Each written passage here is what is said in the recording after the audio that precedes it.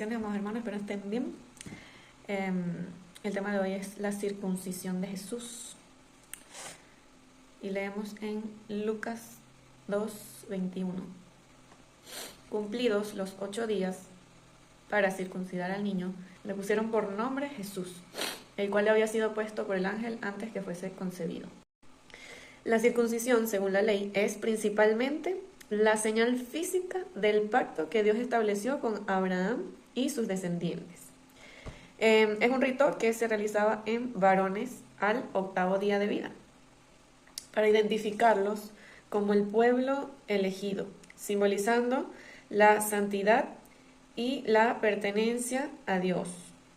Mientras que a partir del nuevo pacto, que es Cristo, este acto trasciende a una circuncisión del corazón, espiritualmente efectuado por Cristo, quien nos santifica por medio de su Santo Espíritu. Y esto implica despojarse totalmente del pecado, siendo el bautismo y la fe las nuevas señales del pacto para los creyentes de la palabra de Dios. ¿Por qué son 8 días? Bueno, porque el hombre fue creado al 6º día, al 7º Dios descansó, y el 8º día representa como ese periodo de perfeccionamiento, el periodo en donde fuimos echados a la tierra y pues aquí estamos.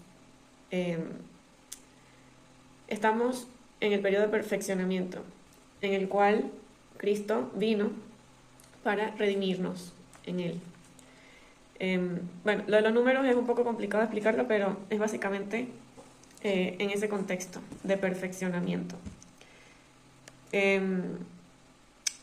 Entonces, este primer pacto se puede encontrar en Génesis 17, del 9 al 14, y el resumen es que la circuncisión en la carne del prepucio tenía que ser la señal del pacto entre Dios y el pueblo hebreo, y que todo varón nacido en casa o que fuera comprado sería circuncidado a los 8 días también. Y el pacto sería perpetuo en sus carnes, y el varón incircunciso sería excluido de su pueblo por haber roto el pacto. Entonces representa una señal visible y totalmente permanente por ser un compromiso perpetuo que pasaba de generación en generación y simboliza un acto de obediencia y sumisión total a la autoridad de Dios. Y al desobedecerlo era pues condenarse a ser separado y quitado para siempre de entre la descendencia. Y todo esto pues era un requisito para todo israelita o extranjero que quisiera formar parte del pueblo escogido. Y todo esto, o sea, la base, el origen de esto es por causa de lo que ocurrió en el huerto del Edén. Entonces, veamos clínicamente lo que implica este procedimiento quirúrgico. Es, literalmente, cortar el prepucio, que es la piel sobrante que cubre la cabeza del aparato reproductor masculino, dejando al glande expuesto permanentemente.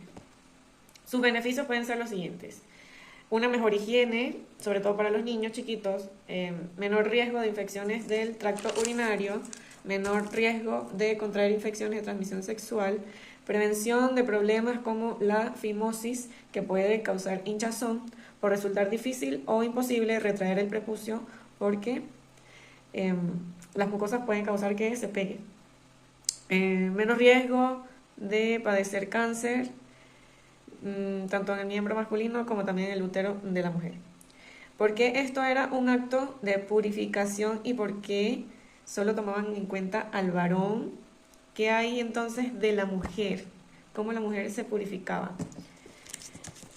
Bueno, hay varios rituales en la ley acerca de la purificación, ¿okay? Este no era el único con respecto a purificarse, pero sí es el único que tiene que ver con este pacto, o sea, con lo que tiene que ver el ser perdonados, el ser escogidos como pueblo de Dios, como hijos de Dios. O sea, este es como que específico en este tema. Entonces, por eso la pregunta: ¿por qué solo el varón y la mujer? ¿Qué? Bueno, ahora lo voy a explicar. Y es por causa del pecado en el huerto del Edén, como les dije hace ratico, el cual no solo fue un pecado, fueron 4 pecados en uno. Estos 4 pecados que se convierten en uno son los siguientes.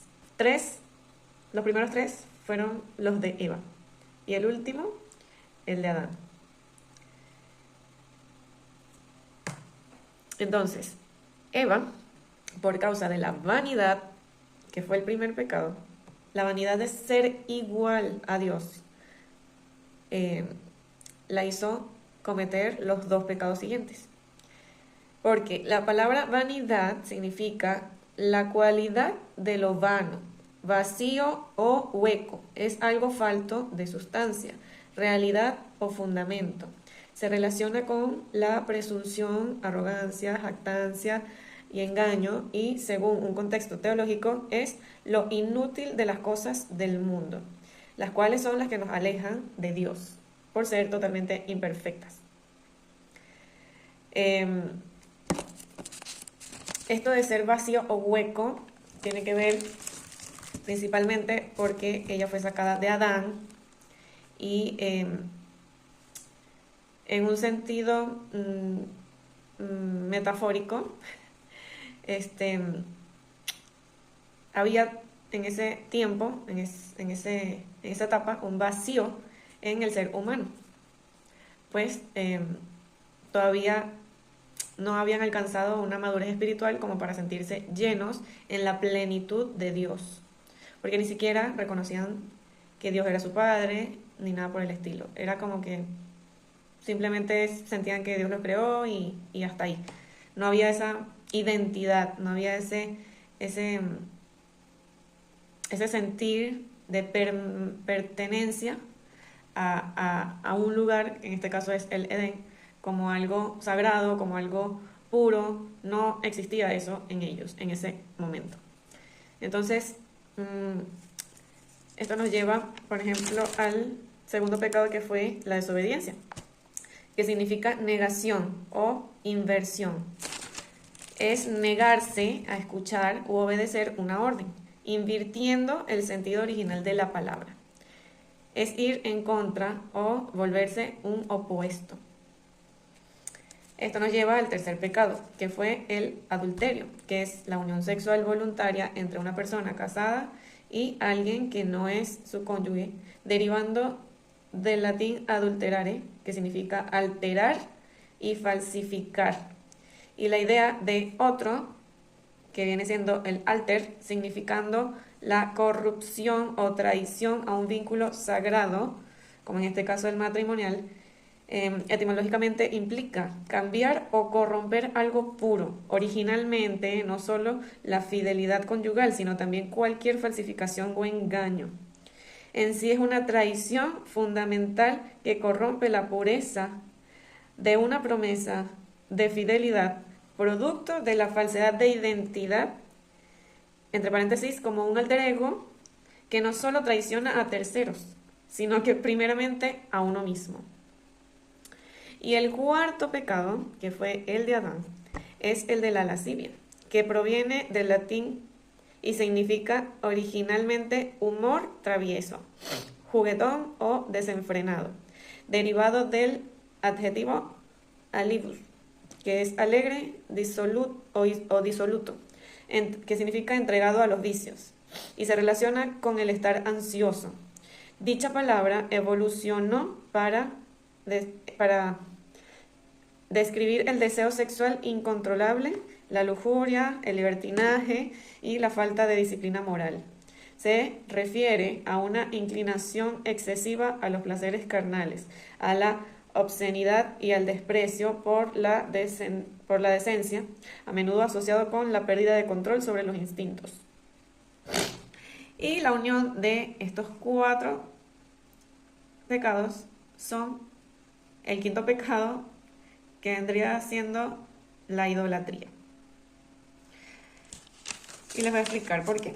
La idolatría significa literalmente adoración de imágenes. Etimológicamente se refiere a rendir culto o adoración divina a un ser o a algo, apartándose del honor y servicio al verdadero y único Dios. Básicamente es poner cualquier otra cosa, sea una persona, un objeto, una idea, por encima de Dios. Entonces, por eso la idolatría es el peor de todos los pecados, porque no solamente es adorar a un muñeco, no, es algo que engloba todos los demás pecados habidos y por haber. Porque el hecho de ser, por ejemplo, vanidoso es idolatrarte a ti mismo. El hecho de adulterar es idolatrar a tus deseos carnales. El hecho de ser débil en la carne y estar ansioso, estar que no puedes controlar tus instintos, tú no puedes controlar tu carne, es idolatrar a aquello que te proporciona placer. Entonces, por todos lados se peca. Y el pecado de la desobediencia, pues igual. Estás poniendo tu propio criterio, tu propio pensar, tu propio deseo, tu propia, ¿cuál es la palabra?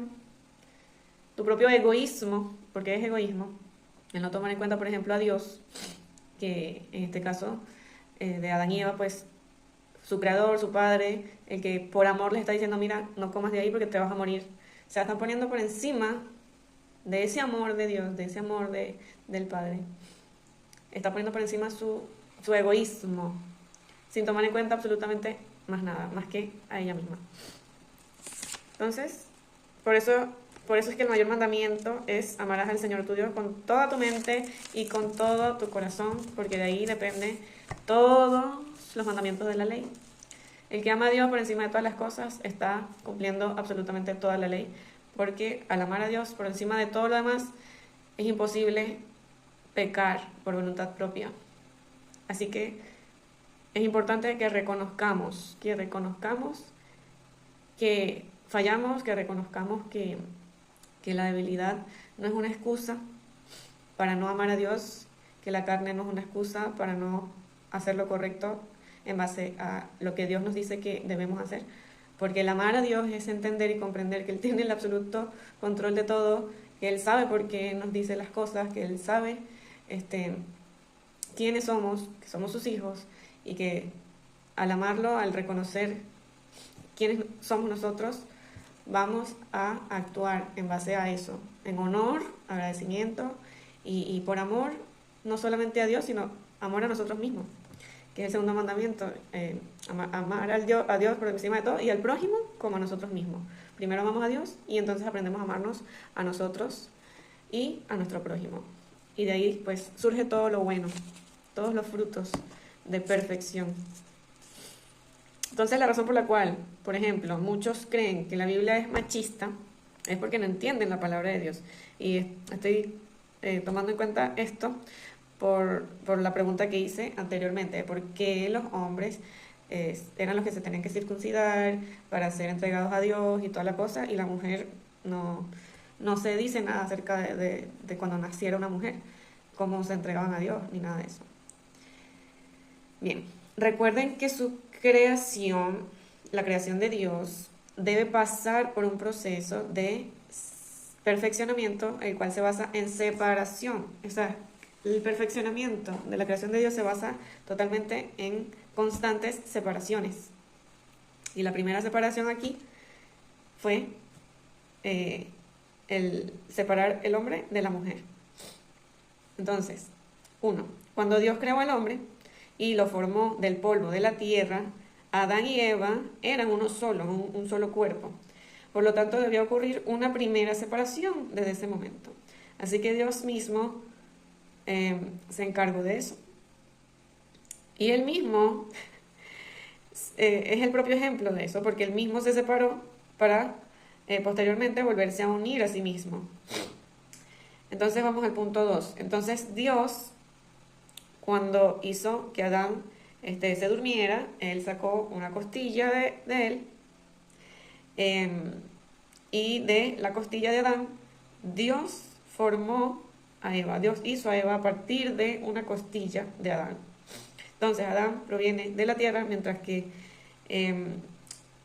Adán como hombre fue tomado de la tierra y Eva, o la mujer, fue tomada de Adán. Entonces, ya ahí hay una primera etapa de perfeccionamiento, ¿ok?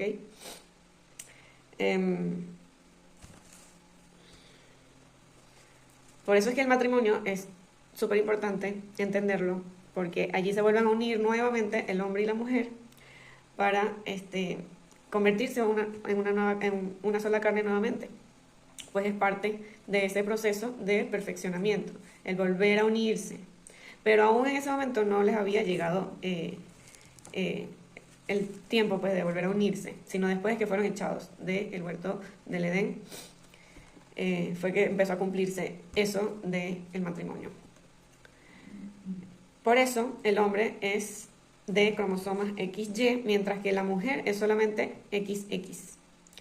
Porque científicamente esto se debe a una condición biológica llamada quimerismo, que es cuando dos ADNs están en un solo cuerpo, y es algo que se descubrió científicamente debido a algunos casos extraños de mellizos que se fusionaron en el útero en una etapa muy temprana.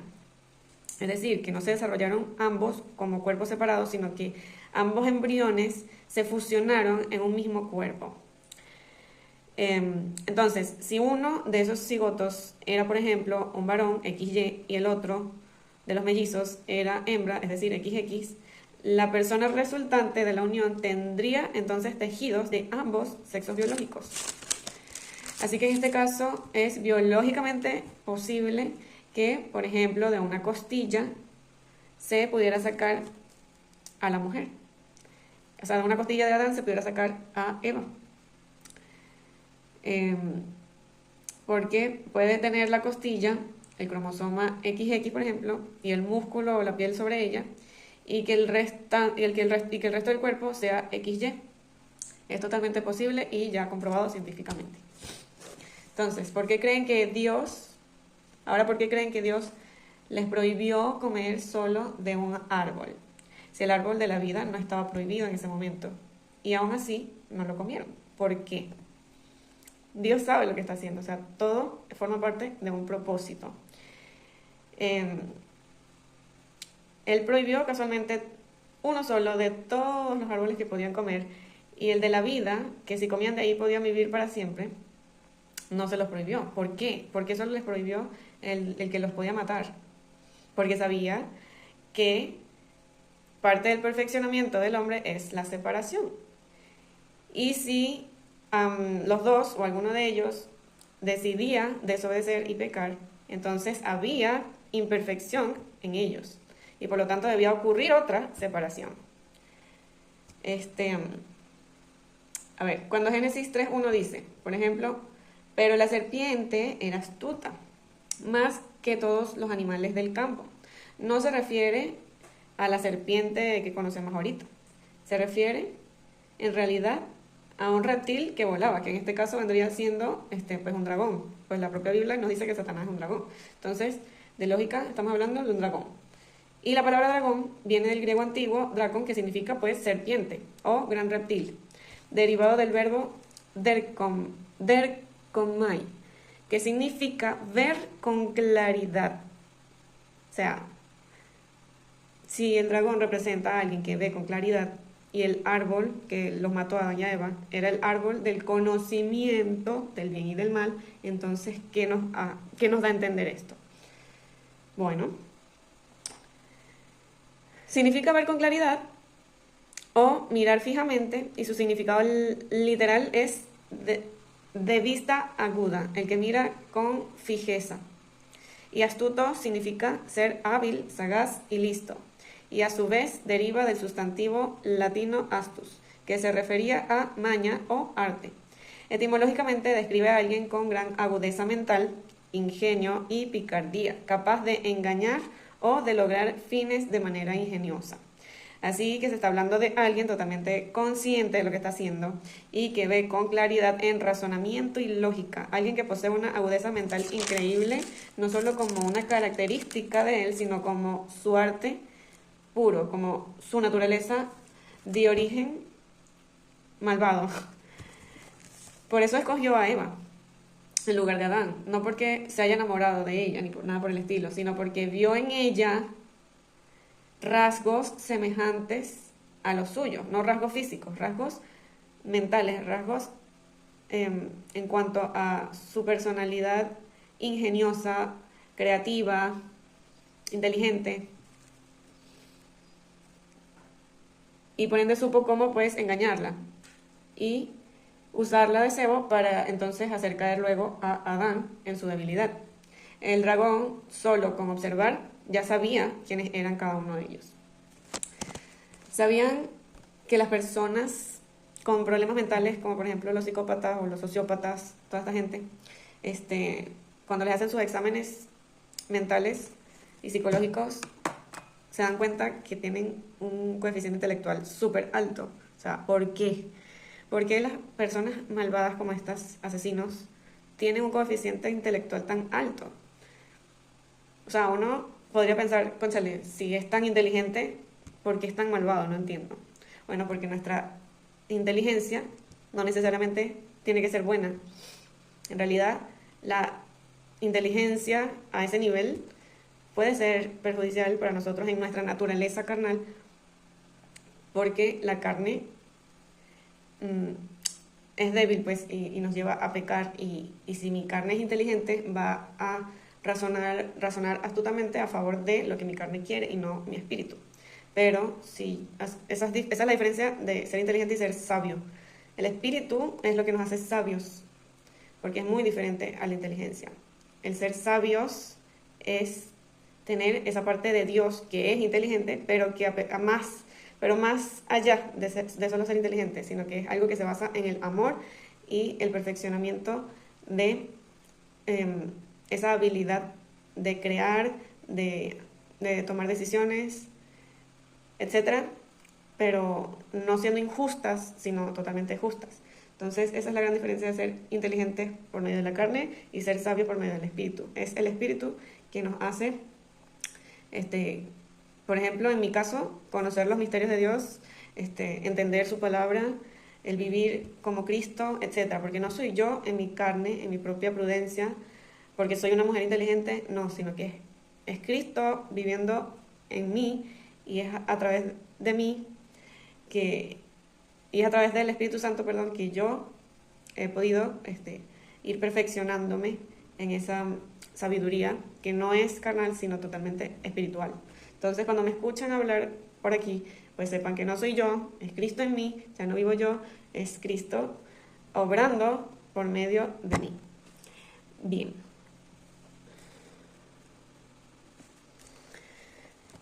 Dios nos hizo a su imagen y semejanza, y Él tuvo que separarse a sí mismo para poder perfeccionarse, y por eso existe el diablo, ¿ok? Eso lo hablé en el video anterior, si no me equivoco.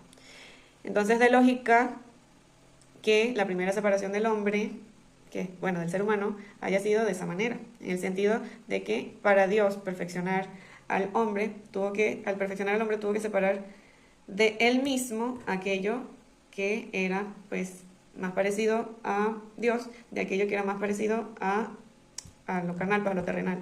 Pues el hombre fue formado de la tierra, pero recibió el aliento de vida de Dios. Entonces había que separar una cosa de la otra para perfeccionarlas por separado, y luego de que fueran totalmente perfeccionadas ambas partes, pudieran unirse nuevamente más adelante.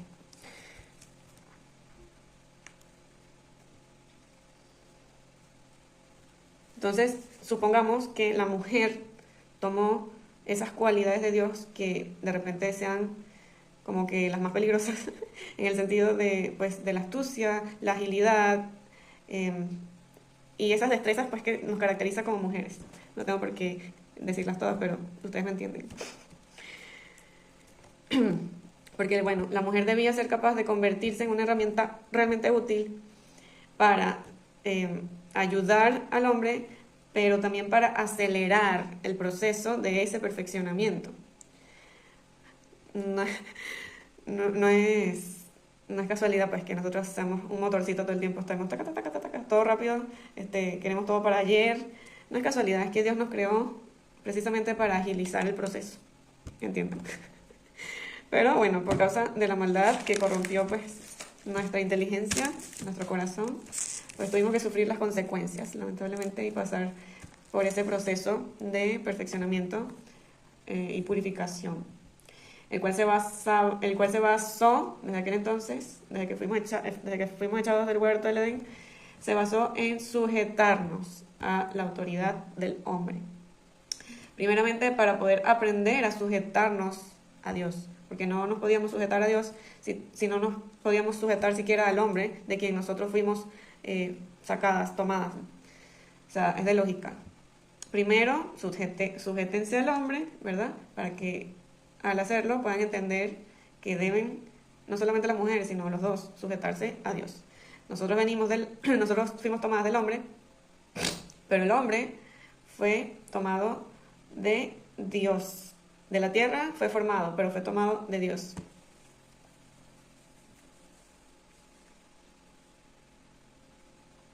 Entonces debemos aprender, tanto nosotras como los hombres, a sujetarnos a Dios por encima de todas las cosas. La mujer pecó por ser o creerse fuerte, ¿verdad? Pero el hombre pecó por ser o creerse débil. Por eso el hombre en Cristo se fortalece en su debilidad, mientras que la mujer se vuelve más frágil que él para poder crecer a su misma altura en humildad. Los hombres son más humildes que las mujeres y al volvernos más frágiles que ellos, aprendemos a crecer en la misma estatura en cuanto a la humildad. Entonces, cortar el prepucio simboliza, en resumen, cortar de tu cuerpo esa carne débil que te hizo pecar, pues el pecado no tiene poder sobre ti, sino tu voluntad de obedecer a Dios. Y esa exposición del miembro es el acto de humildad, de sacar a la luz eso vergonzoso que hiciste y de reconocer tu falla ante Dios, pues para Dios no hay nada oculto ni vergonzoso que no sea o que no vaya a ser expuesto. Sin embargo, en cuanto a las mujeres, más adelante llega el Espíritu Santo, cuando ya la mujer estaba preparada en cierto aspecto, pues para recibir su redención también. Y la primera mujer en este caso que Dios usó fue a María, quien tuvo la gracia y el privilegio y el honor delante de los ojos de Dios de ser escogida para concebir a Jesús y recibir su Espíritu Santo. Por eso a partir de Cristo en adelante ya no existen restricciones con respecto a la mujer, porque ya a partir de Cristo en adelante llegó nuestra redención. Y bueno, y ya en cuanto al ministerio, tanto el hombre como la mujer son vistos como iguales.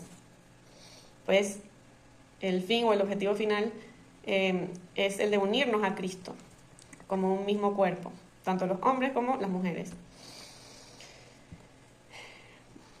Cristo es el nuevo pacto y las cosas son totalmente diferentes. Ya el hombre es juzgado por igual que la mujer en el sentido espiritual, pues al recibir al Espíritu Santo ya no somos nosotros viviendo por medio de nuestra propia carne, sino por medio del diseño perfecto de Dios, porque Jesús es ese hombre perfeccionado, fue el segundo Adán. Y no es casualidad, o sea, si el primer Adán ya tenía a Eva en él, que nos hace creer que en Jesús solamente estaba el hombre. En realidad, si ustedes le investigan acerca, por ejemplo, del ADN de Jesús, por haber sido concebido en el vientre de una virgen, él nació con un cromosoma XX y era hombre. Entonces, explíquenme. Eso tiene que ver totalmente con lo que les estoy hablando y es genial que podamos unirnos a Cristo como un mismo cuerpo en una segunda creación totalmente perfeccionada, que ya podamos saber y entender que no somos como éramos antes, sino que ahora hemos nacido de nuevo. Y ese es el propósito de la circuncisión. Antes era de esa manera, pero ahora es circuncidar nuestro corazón, que podamos arrancar de nuestro corazón todo aquello que nos debilita en la carne, todo aquello que nos hace caer en pecado, todo aquello que nos separa de Dios, todo aquello que nos corrompe, todo aquello que es imperfecto, todo aquello que es malvado, etc. Esa es la nueva circuncisión en el nuevo pacto. Y es por igual para hombres y mujeres.